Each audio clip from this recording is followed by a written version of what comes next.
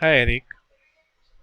So as part of this task we have requirement make a calendar name a link for the inactive calendars as well so that they can click and change the name if wished to. So basically if we have a deactivated deleted calendar and we have calendar with the same URL which is in active status, then this should be linked, right? I mean this name should be linked so that user can rename it and then can reactivate it. So make calendar name a link for inactive calendars as well. So for inactive calendars this should be the link.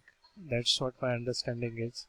But if I click on a restore, I'm getting this message with the link over here and it is opening the active calendar for the updation. But as per the requirement, my understanding is this should be the link. Yeah. Uh,